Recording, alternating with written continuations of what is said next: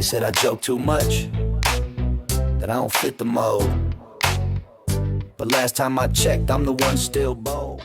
Welcome to the Heart and Hustle podcast. I'm your host, Omar Hargrove, and today I want to share a little bit about my new book, Handling Conflict, saying what needs to be said without bringing it all down. And instead of just talking about the book, I want to talk a little bit within the book. And I want us to start with an honest question. Why does conflict feel so hard for so many of us in the first place? Because if we don't really slow down here, everything that follows turns into advice that we understand maybe intellectually, but still struggle to live out practically. I notice that especially with when we listen to a lot of content or consume content, sometimes our minds may capture the idea, understand it, learn it, but it's not really caught. It's, if you've ever heard that saying, some things are taught, some things are caught, not taught. And I think that we teach ourselves a lot of things, but we don't slow down to actually start applying them. And most of us don't avoid conflict because we're immature or unwilling to grow. We avoid it because conflict usually touches something deeper than the issue being discussed. And it brings out emotion within the room. And it introduces risk, it threatens connection, it threatens stability, it threatens control. And once that happens, it's no longer just about the topic or the conflict itself. It's about what feels at stake underneath it. And that's why two people can be arguing about something seemingly small, and yet that tension feels heavy. Something deeper is being activated in those moments. And so let's start off by talking about how conflict is rarely just about the issue. I think that this is one of the biggest understandings about conflict, is believing that it's primarily about the problem that we're talking about, the problem in front of us. It usually isn't. Conflicts tend to surface unmet expectations and misunderstood intentions, old wounds, unspoken fears, and that's why it feels so intense in the moment. You're not just talking about what happened. You're touching identity. You're touching trust, senses of belonging. And sometimes we don't even necessarily realize that this is happening subconsciously within us. And when those things come into play, our nervous system responds before our logic does. And that's when clarity becomes difficult and those default patterns start to take over. If you've ever been trying to talk about something, maybe heightened, like political, religious, money issue, and all of a sudden someone starts getting more aggressive and more a little over the top, and you're thinking, where's this coming from? That is what we're talking about, to where we're no longer speaking from that logical part of our brain. We're speaking from those emotional patterns. And so if you've ever walked away from a conversation like that thinking, why did they or I react like that? Or that didn't come out the way that I meant it to. You're not broken. You're human. You're like all of us. And that's what this book is really about. Our defaults are formed long before we typically realize them. And every one of us has a default way of handling conflict. Most of us didn't choose it intentionally. We absorbed it. Some of us grew up in environments where maybe conflict led to withdrawal or silence. Maybe you were told as a kid to go cry in your room. Don't cry in front of us. Or when tension appeared, connection disappeared. And so you learned early that honesty can come at a cost. And you learn, maybe you learn to keep things smooth, agreeable, and unchallenging. Or you learn to carry discomfort quietly rather than risking relational distance. You just bottle it up, and it's easier to suppress this than to have a conflict that feels endangering. And that approach might have helped you survive emotionally at one point or another, but as an adult, it often turns into people pleasing, resentment, exhaustion, and it might just blow up one day. Others grew up maybe around volatility, to where conflict was loud and emotions escalated really quickly. And so you learn to either fight back, shut down, or brace yourself. You learn to see conflict as something to endure or dominate. And even if you're calm on the outside, that instinct can still show up internally when that tension rises.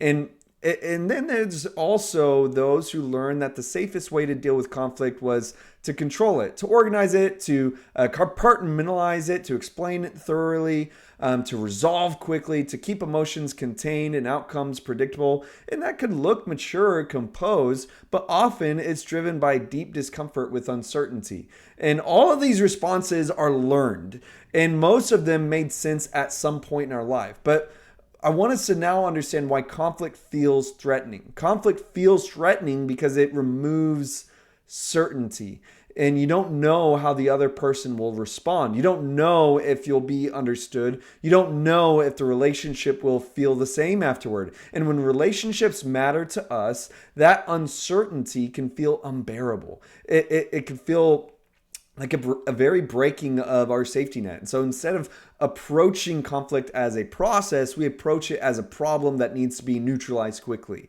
And we rush to fix it, or we rush to smooth it over or shut down what feels destabilizing.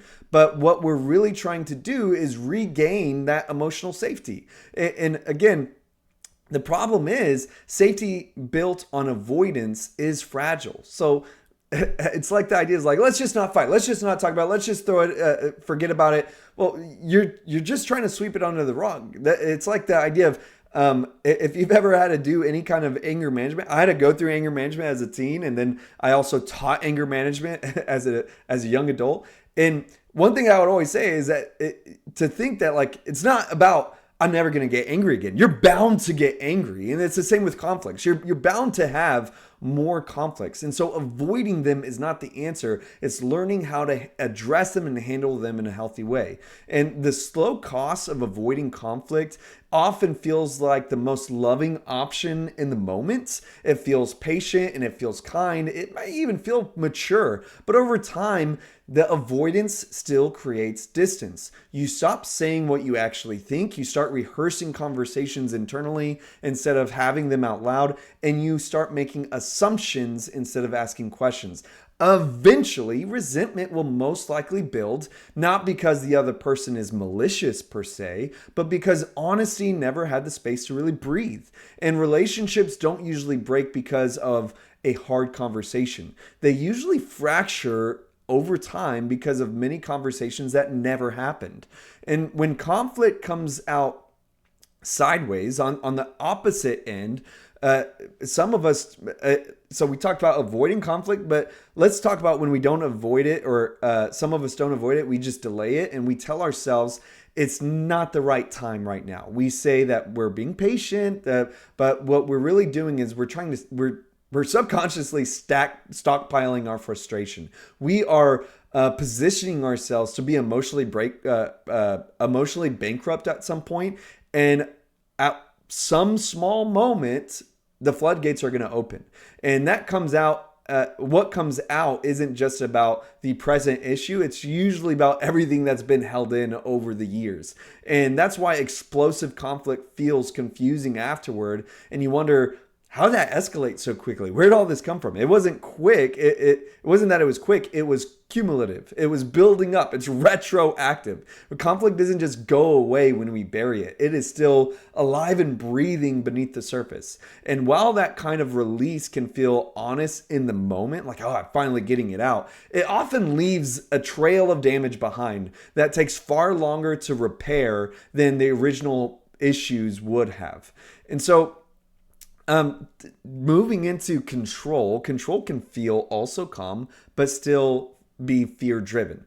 This is the idea that control, it's the attempt to handle conflict by managing it tightly. You want resolutions quickly, you want clarity immediately, and you want things neat and contained. And while it might feel responsible, but it can also silence emotion rather than understand it. And control, it feels like it prevents chaos, but it doesn't really create connection. And people may comply, they may agree with you, but they don't always feel heard or valued in the process. And over time, it will most likely create an emotional distance. And those are those moments where you feel confused, like, well, where is this all? What's going on here? I thought we talked about this. And it's like, no, you controlled how you wanted it to go. You were able to convince them to stifle their emotions, but even though it was orderly on the surface, emotions were decaying in the background. And so what conflict is meant to do, and it requires us to reframe reframe what conflict is. Conflict isn't meant to be eliminated. We can't just eliminate conflict from our lives. It's meant to be navigated. And healthy conflict brings about clarity. It reveals where expectations don't align. It exposes assumptions that might need correcting. And when handled well, it strengthens trust rather than eroding it. And it requires us to slow down, to be present in the conflict, super uncomfortable, and responding instead of reacting. It still requires us to be in touch with our emotions, but also be open to the person's emotions that we're in conflict with. Conflict handled with intention becomes a tool for growth instead of this subconscious threat to our stability. And this book, and the heart behind it is not to teach us how to argue better, okay? And I'll be the first one to say that that's what I initially was good at. I could convince people that I was right, but then I would notice that I still damaged the relationship. I was able to stop them in the argument and give this idea that I was proven right, but I still didn't regain that connection. And this book isn't about us winning those conversations. It's to help us become more grounded, more honest, and more emotionally mature when those tensions show up. Because tension will show up in our lives. And it's not a mark of failure. That's part of building anything meaningful with other people. And so if conflict has felt heavy for you, maybe confusing, maybe a little draining on your life, my hope is that this book and even this conversation today gives you a little bit more language for what you've been experiencing. Not in judgment or pressure, just understanding. And over the next few episodes, we'll talk more specifically about handling conflict and some things I talk about within this book. We'll talk about avoidance and explosion control and what it actually looks like to handle conflict well. But until next time, have a great life. Then tell me why you still watch every move I take. You call me phony, nah, I'm just free. And if you still doubt me, go by my book.